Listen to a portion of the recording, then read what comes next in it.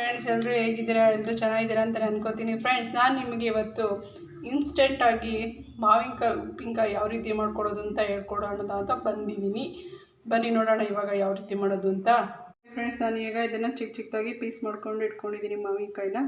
Friends, ನಾನು ಇದಕ್ಕೆ ಇವಾಗ ಒಂದು ಪಾತ್ರೆಗೆ ಮಾವಿನಕಾಯೆಲ್ಲ ಹಾಕ್ಕೊಂಡು ಅದಕ್ಕೆ ಒಂದು ಹಿಡಿಯಷ್ಟು ಉಪ್ಪು ಹಾಕ್ಕೊಂಡು ಒಂದು 3 ಅವರ್ ನೆನೆಸಿಟ್ಕೊತೀನಿ.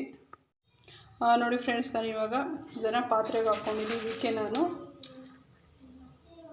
ಉಪ್ಪನ್ನು ಸಹ ಸೇರಿಸ್ಕೊತಾ ಇದ್ದೀನಿ. ಸೇರಿಸ್ಕೊಂಡು ಇದನ್ನು ಸ್ಪೂನಿಂದ, ಯಾವುದಕ್ಕೂ ಕೈಯನ್ನು ಯೂಸ್ ಮಾಡಬೇಡಿ, ಸ್ಪೂನಿಂದ ಇದನ್ನು ಚೆನ್ನಾಗಿ ಮಿಕ್ಸ್ ಮಾಡ್ಕೊಳ್ಳೋಣ.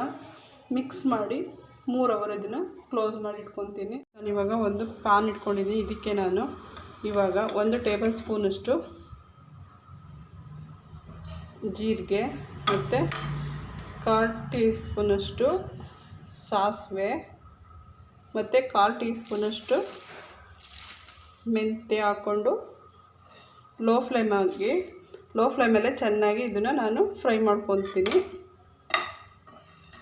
ಆದಷ್ಟು ಕಡಿಮೆ ಉರಿಲೇ ಇದನ್ನು ಹುರ್ಕೊಳ್ಳೋಣ ಚೆನ್ನಾಗಿ.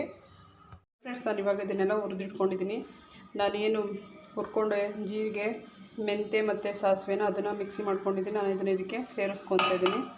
ಮತ್ತು ಇದಕ್ಕೆ ಸ್ವಲ್ಪ ಅಡುಗೆ ಅರಿಶಿನ ಹಾಕ್ಕೊತಾ ಇದ್ದೀನಿ.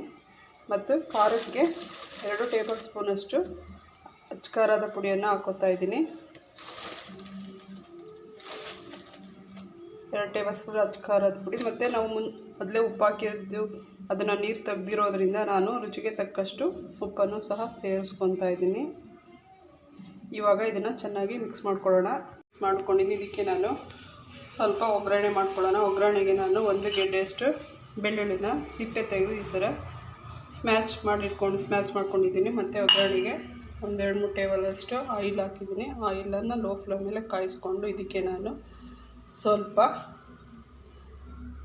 ಸಾಸಿವೆ ಹಾಕ್ತೀನಿ. ಅದು ಸಿಡಿದ ನಂತರ ಅದಕ್ಕೆ ನಾನು ಬೆಳ್ಳುಳ್ಳಿ ಹಾಕ್ತೀನಿ.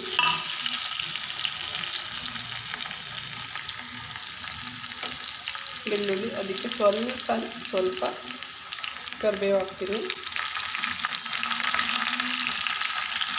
ಇದಕ್ಕೆ ಸ್ವಲ್ಪ ಹಿಂಗನ್ನು ಸಹ ಸೇರಿಸಿದ್ದೀನಿ.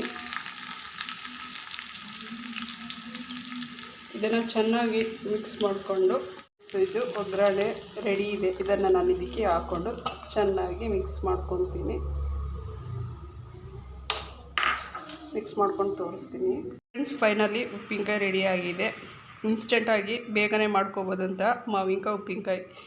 ನಾನು ಮಾಡಿರೋಂಥ ರೆಸಿಪಿ ನಿಮಗೆ ಇಷ್ಟ ಆದರೆ ದಯವಿಟ್ಟು ನನ್ನ ಚಾನಲ್ ಸಬ್ಸ್ಕ್ರೈಬ್ ಮಾಡ್ಕೊಳ್ಳಿ.